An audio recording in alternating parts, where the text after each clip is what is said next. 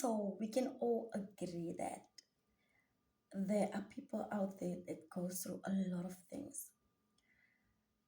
People simply hide their depression, whatever mental challenges they have, because the world has become so judgmental that people fight silent battles.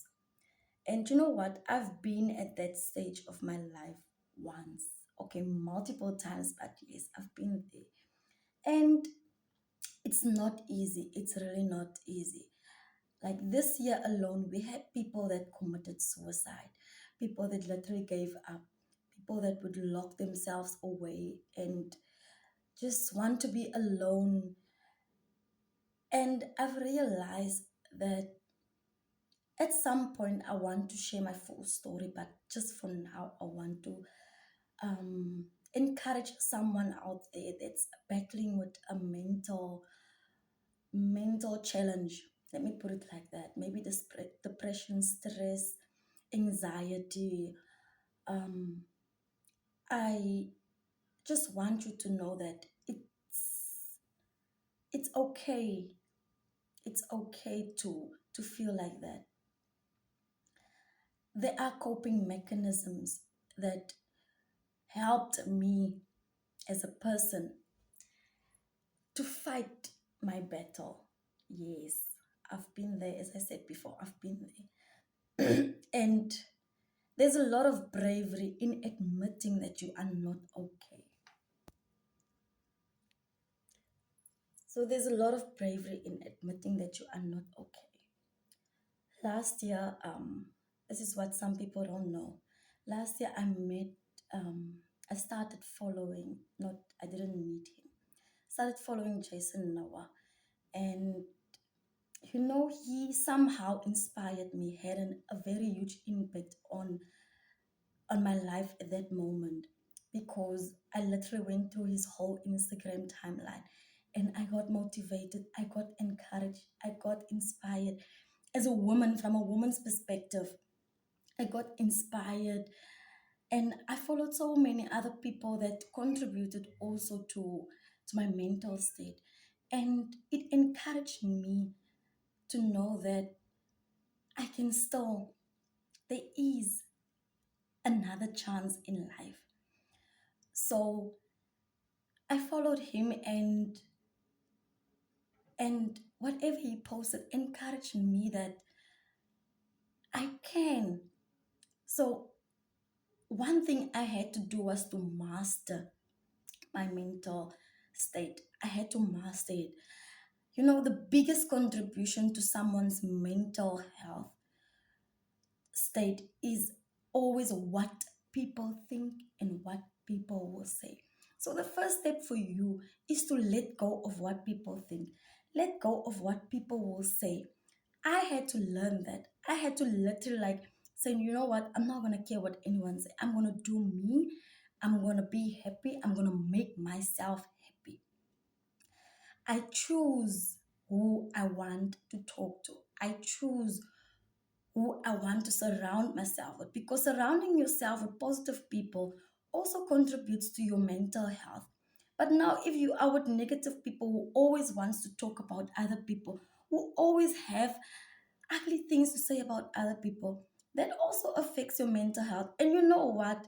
There is a lot of people where I'm from that doesn't like me. And you know what I do? I just keep my head up high. I told myself I'm not going to let my circumstances, basically, I'm not going to let my circumstances affect how I should feel or how I should live my life or dictate things for me. So as we know, yes, circumstances always also contributes to your mental state. It also contributes to to your well-being. Because look at me, it's been almost 28 years now. I grew up, I'm still staying with my parents, yes, because I moved out, moved back in. My mother somehow doesn't want me to be on my own, but I said I want my own house, and that is still in progress. But I've been saying, in a household where alcohol abuse has been the contributing factor to certain things in our household. But I didn't let that get me down.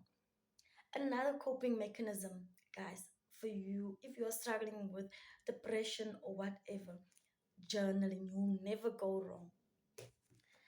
These are some of my journals. This one is the very first one from 2009. If you don't want to talk to someone, get yourself a book. Even if it's a small book, write things down. Write your feelings down.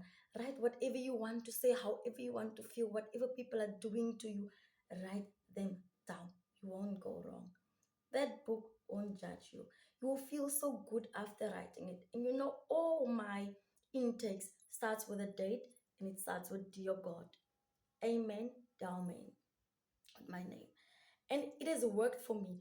I literally have like 7 or 8 journals now where I'm writing everything, my dreams, my plans, what I want from life, what I want to become, everything. I'm writing it down because you know we can't talk to people anymore. People judge. People, unless it's a stranger that you can open up to, someone that doesn't know you, then you are good to go. But people judge you based on what you go through while they don't know what you are going through behind closed doors. They are quick to judge you when you walk out of the door. They are quick to judge me on how I dress and compare that to my circumstance. You can't compare the two because I refuse. I refuse to let whatever surroundings, whatever let let get me down. I refuse. I literally refuse that. So I want to tell someone out there, you can overcome depression, you can overcome anxiety, you can overcome stress.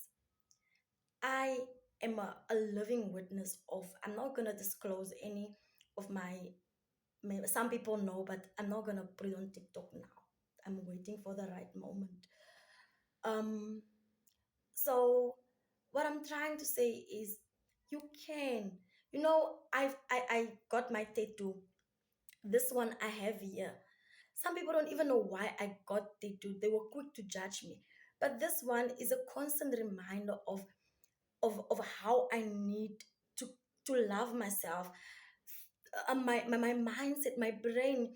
I've also done adapted, adopted, whatever you want to call it. I also like do the reverse psychology. So whenever something negative comes up on my mind or someone says something negative towards me, I will